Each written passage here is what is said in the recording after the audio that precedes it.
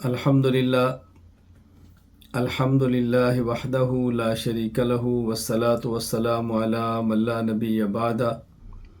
وعلی آلہ واصحابہ الذین اوفوا عہدہ اما بعد فاعوذ باللہ من الشیطان الرجیم بسم اللہ الرحمن الرحیم انا اعطیناک الکوثر فصل لربک وانحر ان شانئک هو الابتر اللہم صلی علی محمد وعلی آل محمد کما صلیت علی ابراہیم وعلی آل ابراہیم انک حمید مجید اللہم بارک علی محمد وعلی آل محمد کما بارکت علی ابراہیم وعلی آل ابراہیم انک حمید مجید۔ اللہ تعالیٰ کے فضل اور کرم سے آج ہم مسائل قربانی کے عنوان پر 3 دن تک مسلسل سبق پڑھیں گے۔ مسائل قربانی کے حوالہ سے ابتداءً یہ بات ذہن نشین فرما رہے ہیں کہ ہمارے 13 اسباق ہوں گے انشاءاللہ العزیز۔ سبق نمبر 1 قربانی کا ثبوت، سبق نمبر 2 قربانی کا حکم، سبق نمبر 3 قربانی کے جانور، سبق نمبر 4 قربانی کے جانوروں کی عمر، سبق نمبر 5 قربانی کے شرکاء اور ان کی تعداد، سبق نمبر 6 قربانی کے دن، سبق نمبر 7 قربانی کا وقت، سبق نمبر 8 شرائط وجوب قربانی، سبق نمبر 9 قربانی کا نصاب، سبق نمبر 10 ذبح کون کرے، سبق نمبر 11 شبہات اور ان کے جوابات، سبق نمبر 12 قربانی سے متعلق چند فوائد، سبق نمبر 13 قربانی کے چند عمومی مسائل۔ آج سبق نمبر 1 ہم پڑھیں گے انشاءاللہ العزیز۔ سبق نمبر 1 کا عنوان ہے قربانی کا ثبوت، یعنی جو ہم عید کے دنوں میں اللہ کے نام پر جانور قربان کرتے ہیں تو یہ قربانی کن دلائل سے ثابت ہے۔ دلیل نمبر 1 سورۃ المائدہ آیت نمبر 27 وَاتْلُ عَلَيْهِمْ نَبَأَ ابْنَيْ آدَمَ بِالْحَقِّ إِذْ قَرَّبَا قُرْبَانًا فَتُقُبِّلَ مِنْ أَحَدِهِمَا وَلَمْ يُتَقَبَّلْ مِنَ الْآخَرِ قَالَ لَأَقْتُلَنَّكَ قال انما يتقبل اللہ من المتقین۔ اللہ تعالیٰ نے ارشاد فرمایا کہ اے میرے پیغمبر، ان کے سامنے آدم علیہ السلام کے 2 بیٹوں کا قصہ بیان فرمائے۔ جب دونوں نے قربانی کی، ایک کی قربانی اللہ تعالیٰ نے قبول فرما لی اور ایک کی قربانی قبول نہیں ہوئی۔ ایک شخص جس کی قربانی قبول نہیں ہوئی اس نے دوسرے سے کہا کہ میں تجھے قتل کر دوں گا۔ یہ واقعہ لمبا ہے، میں واقعہ اس وقت سنانا نہیں چاہتا، میں مختصر بات عرض کرنا چاہتا ہوں۔ قال انما يتقبل اللہ من المتقین،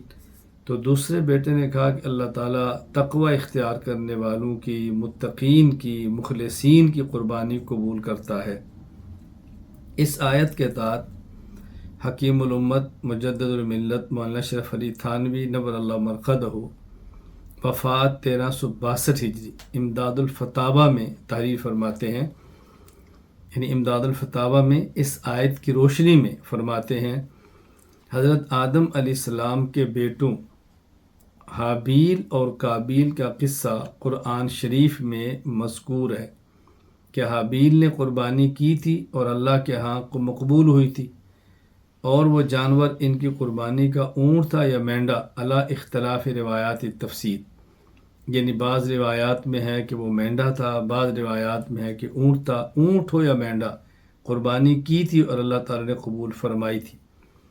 آگے حکیم الامت حضرت تھانوی رحمہ اللہ فرماتے ہیں اور جب سے اب تک، یعنی آدم علیہ السلام کے دور سے لے کر آج تک، اور جب سے اب تک سب امتوں میں ان جانوروں کو ذبح کرنا جاری و مشروع رہا۔ یعنی قرآن کریم سے ثابت ہے کہ قربانی اللہ کے نام پہ جانور کو ذبح کرنا حضرت آدم علیہ السلام کے دور سے آج تک تسلسل کے ساتھ چل رہی ہے۔ دلیل نمبر 2 سورۃ الحج آیت نمبر 34، وَلِكُلِّ أُمَّةٍ جَعَلْنَا مَنْسَكًا لِيَذْكُرُوا اسْمَ اللَّهِ عَلَىٰ مَا رَزَقَهُم مِّن بَهِیمَةِ الْأَنْعَامِ، ہم نے ہر امت کے لیے قربانی مقرر کی تاکہ وہ چوپاؤں کے مخصوص جانوروں پر اللہ کا نام لیں جو اللہ نے عطا فرمائے۔ یعنی ہر جانور کو قربانی میں ذبح نہیں کیا جاتا، وہ مخصوص جانور ہیں جن کو قربانی میں ذبح کیا جاتا ہے۔ اس کی تفصیل آگے آئے گی۔ اس آیت کے تحت تفسیر ابن کثیر میں حضرت علامہ عماد الدین ابو الفداء اسماعیل بن خطیب ابی حفص عمر بن کثیر دمشقی شافعی رحمہ اللہ وفات 774 ہجری فرماتے ہیں، یخبر تعالی انہ لم یزل ذبح المناسک و اراقۃ الدماء علی اسم اللہ مشروعا فی جمیع الملل۔ اللہ تعالیٰ نے اس آیت میں یہ بات سمجھائی ہے۔ اللہ تعالیٰ اس آیت میں ارشاد فرما رہے ہیں کہ قربانی کا جانور ذبح کرنے اور اللہ کے نام پر ان جانوروں کا خون بہانے کا حکم تمام امتوں کو دیا گیا۔ دلیل نمبر 3، سورۃ الکوثر آیت نمبر 2، فَصَلِّ لِرَبِّكَ وَانْحَرْ، اپنے رب کی آپ نماز پڑھیں، اپنے اللہ کے لیے نماز پڑھیں اور اپنے اللہ کے لیے آپ قربانی کریں۔ اس آیت کے تحت تفسیر احکام القرآن الجساس میں امام ابو بکر احمد الرازی الجساس رحمہ اللہ تعالی وفات 370 ہجری، حضرت حسن بصری رحمہ اللہ وفات 110 ہجری کے حوالہ سے فرماتے ہیں کہ حضرت نے فرمایا تھا صلاۃ یوم النحر و نحر البدن، کہ اس آیت سے 2 باتیں ثابت ہوئیں۔ نمبر 1، عید کے دن نماز پڑھنا، اور نمبر 2، عید کے دن اللہ کے نام پر جانور کو قربان کرنا۔ دلیل نمبر 4، سنن ابن ماجہ باب ثواب الاضحیہ میں امام ابو عبداللہ محمد بن یزید ابن ماجہ القزوینی رحمہ اللہ تعالی وفات 273 ہجری حدیث پاک نقل فرماتے ہیں کہ زید بن ارقم رضی اللہ تعالیٰ نے فرمایا، صحابہ کرام رضی اللہ عنہ اجمعین نے رسول اکرم صلی اللہ علیہ وسلم سے پوچھا، یا رسول اللہ، ما هذه الاضاحی، یہ جو ہم قربانیاں کرتے ہیں ان قربانیوں کی حقیقت کیا ہے؟ تو رسول اکرم صلی اللہ علیہ وسلم نے ارشاد فرمایا، سنت و ابیکم ابراہیم علیہ السلام، یہ تمہارے جد امجد حضرت ابراہیم علیہ السلام کی سنت اور طریقہ ہے۔ صحابہ نے پھر پوچھا، فما لنا فیہا یا رسول اللہ، جب ہم قربانی کریں گے، جانور ذبح کریں گے تو اللہ کے نبی ہمیں اس پہ اجر کیا ملے گا؟ تو رسول اکرم صلی اللہ علیہ وسلم فرمایا، بکل شعرۃ حسنہ، ہر بال کے بدلے ایک نیکی ملے گی۔ صحابہ نے پھر عرض کیا، فصوف یا رسول اللہ، اللہ کے نبی ایک جانور وہ ہے کہ جس میں پشم اور اون ہوتی ہے، جیسے دمبا ہے، بھیڑ ہے، مینڈا ہے، اس میں کیا ملے گا؟ فرمایا بکل شعرۃ من الصوف حسنہ، جس طرح بکری اور گائے پر بال ہیں اسی طرح جو پشم کے اندر بھی بال ہوتے ہیں، تو یہاں بھی ہر بال کے بدلے میں اللہ تعالیٰ ایک نیکی عطا فرمائیں گے۔ دلیل نمبر 5، سنن ترمذی باب ما جاء فی فضل الاضحیہ، حضرت امام ابو عیسیٰ محمد بن عیسیٰ بن سورہ الترمذی رحمہ اللہ تعالی وفات 279 ہجری ایک حدیث مبارک نقل فرماتے ہیں، حضرت ام المومنین امی عائشہ رضی اللہ تعالیٰ عنہ نے فرمایا کہ رسول اللہ صلی اللہ علیہ وسلم نے فرمایا، ما عمل آدمی من عملی یوم النحر احب الی اللہ من احراق الدم، قربانی یوم النحر، قربانی کے دن انسان جتنے نیک اعمال کرتا ہے اس میں اللہ کو سب سے زیادہ محبوب اور پسندیدہ عمل وہ اللہ کے نام پر خون بہانا ہے، یعنی جانور کو ذبح کرنا ہے۔ انہ لیاتی یوم القیامہ بقرونها واشعارها واضلافها، اللہ اکبر، فرمایا قیامت کے دن یہ جانور اپنے سینگ، اپنے بال اور اپنے کھر، یعنی جانور اپنے بالوں، اپنے سینگوں، اپنے کھروں کے ساتھ اللہ کے دربار میں آئے گا۔ ان کے کھر کا بھی وزن ہوگا، اس کا بھی اجر ملے گا، سینگ پر بھی اجر ملے گا، بال پر بھی اجر ملے گا۔ وَإِنَّ الدَّمَ يَقَعُ مِنَ اللَّهِ بِمَكَانٍ قَبْلَ أَن يَقَعَ مِنَ الْأَرْضِ، اور ارشاد فرمایا کہ جانور کا خون ابھی زمین پر نہیں گرتا کہ اللہ کے ہاں اس سے پہلے مقبول ہو جاتا ہے۔ فَطِيبُوا بِهَا نَفْسًا، لہذا تم خوش دلی سے جانور کی قربانی کیا کرو۔ دلیل نمبر 6، مصنف عبدالرزاق، باب فضل الضحایا والہدی۔ امام عبدالرزاق بن حمام الصنعانی رحمہ اللہ وفات 211 ہجری حدیث پاک نقل فرماتے ہیں، ام المومنین امی عائشہ رضی اللہ تعالیٰ عنہ نے فرمایا کہ نبی کریم صلی اللہ علیہ وسلم نے فرمایا ضحو، قربانی کیا کرو،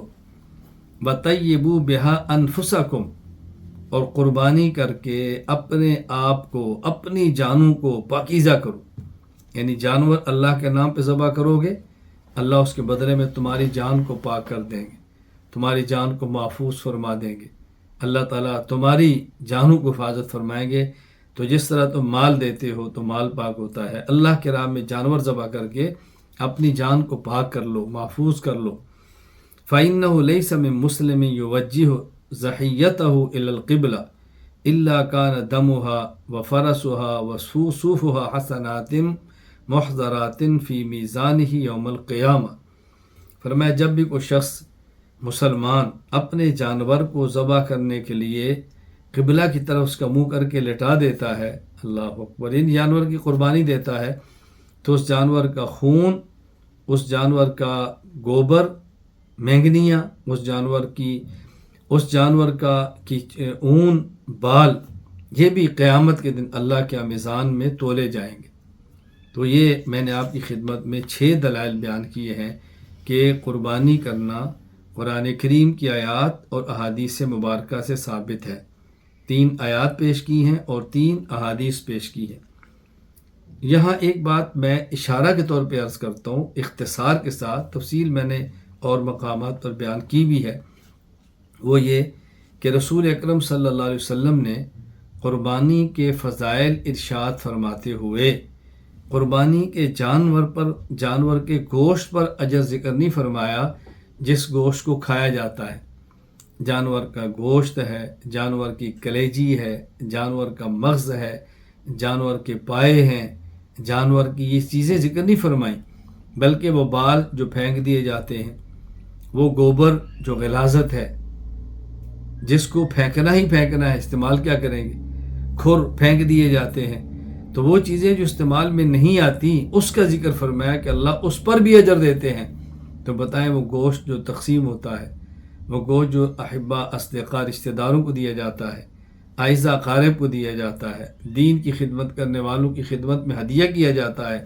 یا اپنے بچوں کو کھلایا جاتا ہے، اللہ کے نام پہ ذبح کر کے خود کھایا جاتا ہے، اس گوشت پر اللہ تعالیٰ کتنا اجر عطا فرمائیں گے۔ کیا رسول اکرم صلی اللہ علیہ وسلم کے مبارک کلام میں فصاحت اور بلاغت ہے، اور کیا آپ کا سمجھانے کا انداز ہے۔ ہمارا سب کچھ رسول اکرم صلی اللہ علیہ وسلم کے نالین مبارکین پر قربان ہو۔